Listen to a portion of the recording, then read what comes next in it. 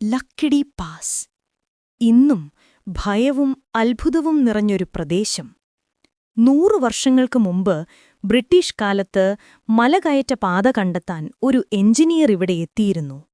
വഴികാട്ടിയായി അയാളെ സഹായിച്ചത് കരിന്തണ്ടൻ എന്ന ആദിവാസിയായിരുന്നു.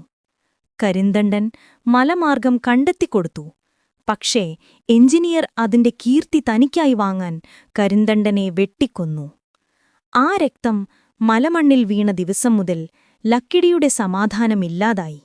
തുടർന്ന് രാത്രികളിൽ മലമുകളിൽ കാട്ടിനൊപ്പം കരിന്തണ്ടന്റെ കരച്ചിലും ചിരിയും കേൾക്കാൻ തുടങ്ങി.